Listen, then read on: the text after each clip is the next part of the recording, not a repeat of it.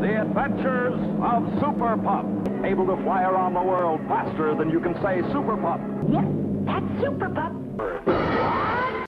I want to apologize to those watching because the remaining footage varies. The first half is in color, but all that's left of the second half is basically black and white prints. But while the aesthetic quality varies, the actual quality of the product remains the same throughout.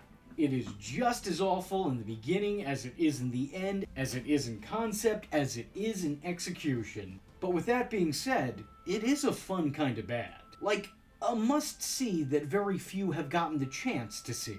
You see, in 1958, with Superman becoming a soaring success, producers decided that perhaps after the end of that series, a second should be warranted. Deciding to take things in a different direction, this proposed new Superman show would take the mythos into a world where animals were people, and people were seemingly non-existent. If you've ever wondered what Superman would be like if everyone had a persona, then buddy, you're in luck, because that is what this is. This pilot really serves to tell a story about a metropolis that just so happened to be located in Zootopia. What time is it? The time? Oh, the time is exactly, Thank you, sir. Look, will you quit leaving your half-eaten sandwiches in the drawer? They attract mice. It'll be a long time before Professor Sheepdip gets out of jail. You're so right. You're so right. That is what they think. First thing you know, he'll be trying it again. Not much chance of that, Chief. That is what he thinks. excuse me, sir. Do you have a match? Oh, Thank you, kind sir. 2 makes 4.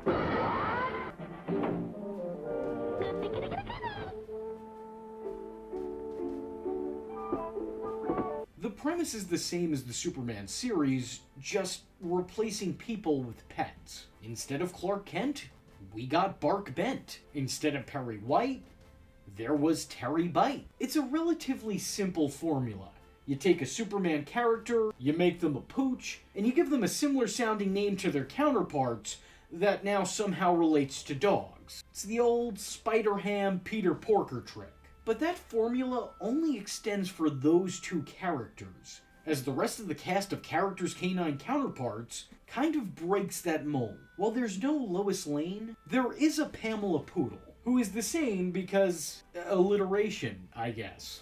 There's also this little Montgomery Mouse who lives in Bark Bent's office desk, and I think this was their Jimmy Olsen. I think that's the role this little hand puppet is supposed to fill. But there's nothing to really confirm that. I don't know if that's an active feature of the show, or I'm just trying to piece things together to make them make sense. I would guess, due to his place in the story and his place in the lead's life, that that's what the show is going for. But he doesn't even have an informative rodent name. Jimmy Olsen, more like Jimmy the office rat. I don't know, something. However, this mouse also appears to be the show's narrator, and is also in on the fact that Bark Bent is secretly Super Pup. Outside of that, the villains of the show don't seem to be any of the characters dogified, with the plot's antagonist being Professor Sheepdip, who stumbles around with his dim-witted accomplice, Wolfingham. He's just your typical evil professor who wants to take revenge and rule the world with science-y stuff.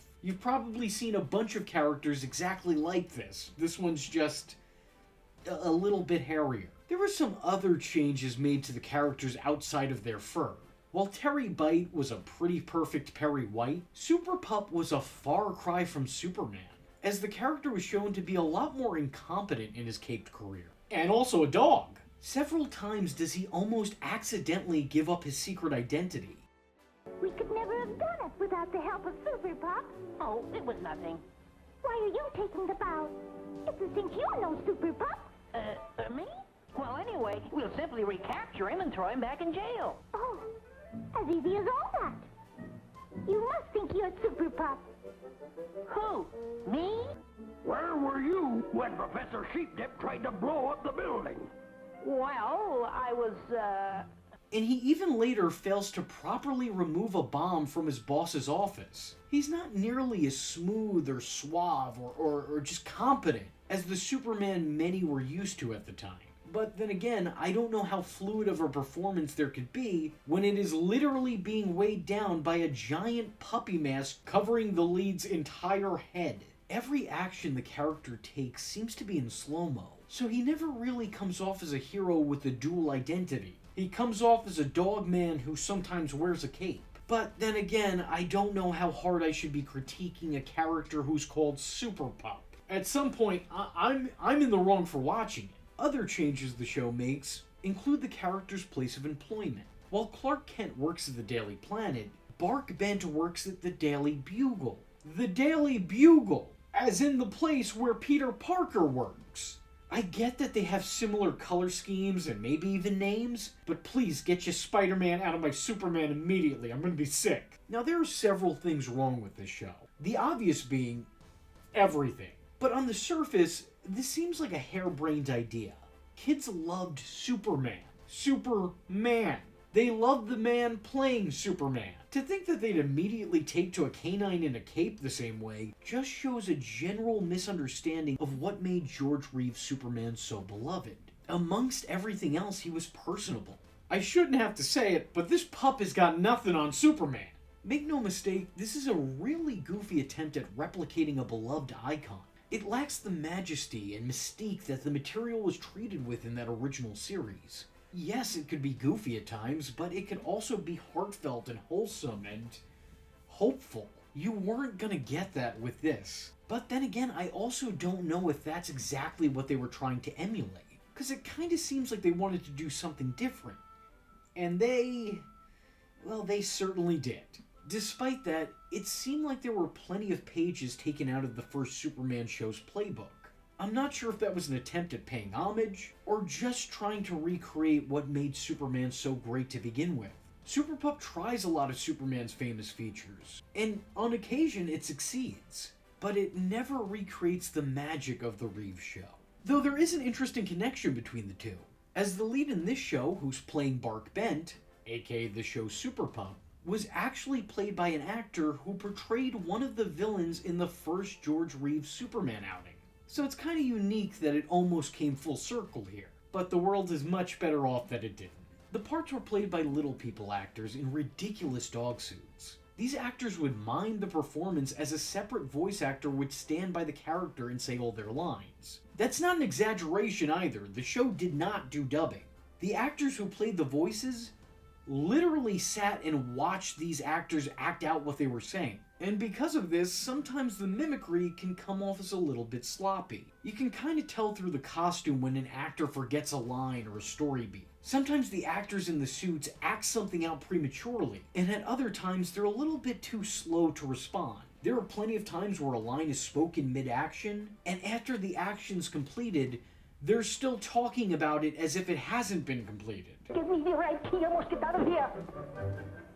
That's the one. That's the key. Don't I find it, boy? All of a sudden, they just vanished. With Professor Sheepdip on the loose again, he'll certainly be looking for revenge. What do you expect me to do about it? I did the very best I could. There's also constant cuts back to the narrating mouse that are completely unnecessary. Sometimes he addresses what I can only imagine were inconsistencies in the shoot, but he's answering questions that nobody was bothering to ask. Perhaps you wonder why Professor Sheepdip and Wolfingham are using a different car this time. Well, this is gonna be a rough ride, and they didn't want to wreck the new car. No one cares. It's really not a surprise to me that this show wasn't picked up. Actually, it's much more surprising to me that someone thought this would get picked up. This is one of the most bizarre pitched pilots I think I've ever seen in my life, and I can't believe it managed to make it to film.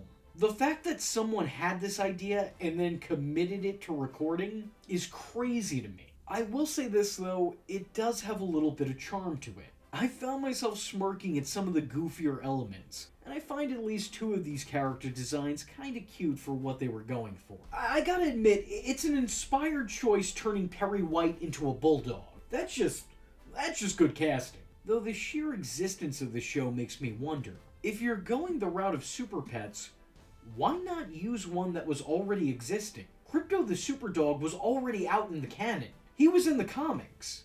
I'm sure kids were somewhat familiar with him, but for whatever reason, it was just decided to make everybody a dog. Interestingly enough, decades later, a cartoon series called Crypto the Superdog would sort of follow this formula. The humans of the DC universe still existed, sure, but they were mostly absent, as the focus was put on Superman's Super Pup, not named Super Pup, Ace the Bat Hound, a bird called Robin, and Supergirl's Super Cat, who is called Streaky the Super Cat. Of course. This pilot is pretty hard to find, and I was lucky enough to have a scavenger on the look for it, so thank you again for that. And I just want to let you know that helping me out is a completely thankless job. So the only form of thank you I will show you is the therapy bill from all of my audience members who have had to see this video. Thank you for your service.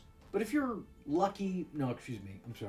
if you're unlucky enough to track this thing down, I really think it's worth a watch. It's an interesting piece of Superman history, and it's a brief look into the bizarre what-ifs that life throws at you. So if you like this video and want to see me track down more rare or obscure Superman media, let me know in the comment section below by leaving a comment saying, I'm flying like Superman's dog! I am vengeance. I am the night, and that was V Infuso. Just remember, if you're not tuning in, then you're missing out. So, if you like the words that came out of his mouth hole, and you too would like to become a V-generate, don't forget to like and subscribe. Thanks for watching, nerds! And if you're not joining the fun, you're in for one bad day. And you know what they say about having one bad day?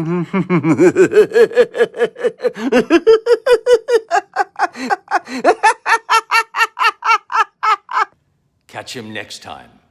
Same bat time. Same bat channel.